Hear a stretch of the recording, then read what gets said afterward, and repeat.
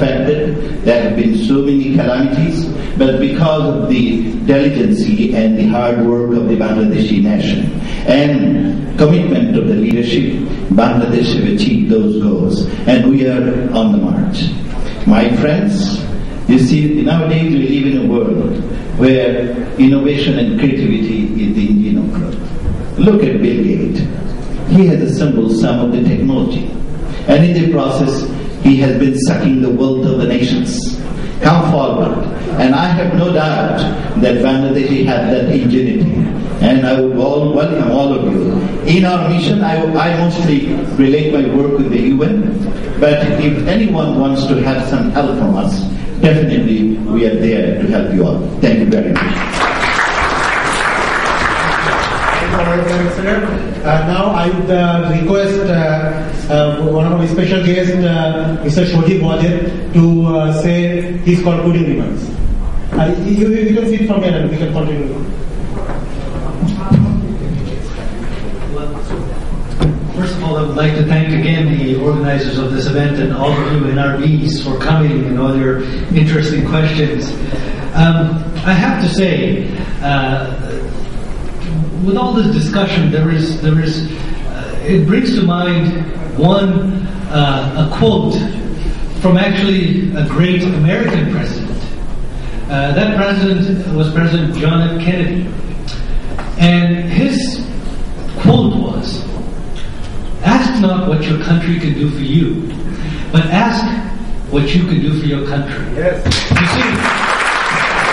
see, among all the discussion now, you heard Anir's presentation earlier that non-resident Indians contribute about 3 to 4% of their GDP, the professionals, in terms of IT outsourcing. In Bangladesh, it's only the laborers, the poor from the Middle East who contribute our remittance. Unfortunately, our professionals who live in the West with much better paying jobs contribute 0% to our foreign remittance. You see, in this room, the theme has been, what has the government done? Well, the government is trying to help the people. The government has opened up the policies. You can take a horse to water, but you can't make him drink.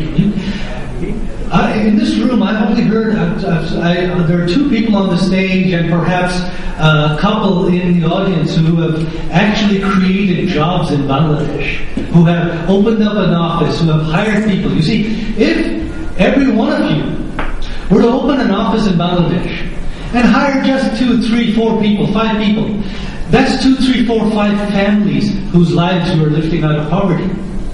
That, in effect, increases, and this is an IT, as an IT job, is a higher paying job that increases their discretionary spending, which then they would go, so instead of buying 1 kilogram of rice, they might buy 2. Instead of buying 1 shari, they might buy 2. That in turn affects that rice spender and that sari seller and improves his income and improves his family's life. And he may be able to spend more, and so on down the chain, and those 4 or 5 jobs that each of you creates could end up touching the lives of several hundred. Yet, we are here discussing today, what has the government done? Well, the government is doing all it can. Now it is up to you to step up. Thank you. Thanks a lot for quite a motivational tone. Now I would request our Honorable Governor of Bangladesh Bank to say his concluding remarks. Thank you. I have spoken my minds already, but just to conclude, I will share, and in fact I will compliment Joy, by quoting Tagore. Tagore said in Bangla, "Deshe জন্মালে দেশ আপন হয় না, দেশকে জানতে হয়, দেশকে ভালোবাসতে হয়." It's not enough to be born in a country. You need to know that country, you need to love that country. And for that, I thought, the many of the comments you made, I fully appreciate your concerns about Bangladesh governance situation, and also Anil has pointed out that. But there is also a saying, one of the social scientists called Joshi said, "If you are in mountain, think like a mountain. So if you are in Bangladesh, you'll have to think like a normal Bangladeshi. How we are all surviving there. I was a foreign train. I studied in London, but I have been staying in Bangladesh and doing quite well. Now, how could I survive in an environment like that? So many of the entrepreneurs here also, went back to Bangladesh and understand, there are chaotic situations in Bangladesh, but even that chaos, you still survive, and it's a very fulfilling job, fighting it out, your battle.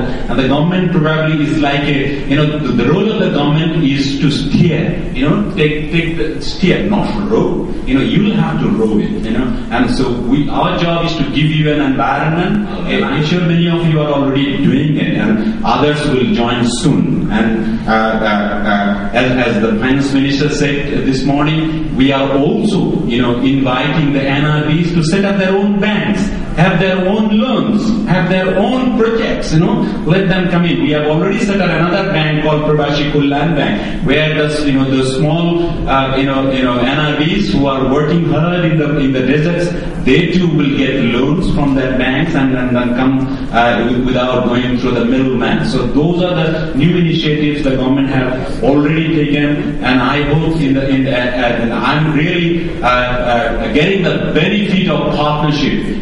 The basis, and many of the IT experts like Shamim, they're already working with us, and designing the regulation the way it will fit for the IT exporters and also NRBs. And Basis is also working on EF funds, so in the coming days, how NRBs too can benefit out of it, they have to find out a way out. And we have given almost a blank check to the people like them who will sit and operate. So I believe in partnership all the time. Although a central banker normally does not do that way, but we are doing a different kind of central bank in Bangladesh. It's a promotional central bank, it's a developmental oriental central bank, and it's an inclusive, financially inclusive central bank. And I just again quote Tagore and finish my speech. Tagore said, earlier we used to light with a castor oil lamp.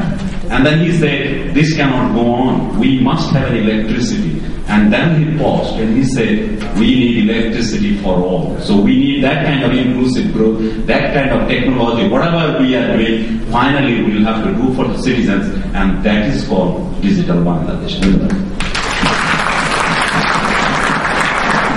Thank you, sir. Now we are almost at the end of the program. Now I would like I request on behalf of the organizers to request Dr. Joyce Moi, who has been actually tremendously helpful for these last minute preparations. You all know that we had some crisis in last few days, so who have been tremendously helpful for actually overcoming this thing. So I would request her actually to say her concluding remarks. Thank you again. I must say that the experience of working with all of the organizers and the partners of this particular session, and working with all of you and meeting all of you, has more than solidified my support for Bangladesh. I intend to go back to Bangladesh before the end of the year. Aziz Ahmad and I, U.S.-Bangladesh partners, will be bringing with us business people from Canada, Australia, the United States. We will also be bringing people there from Korea and from China.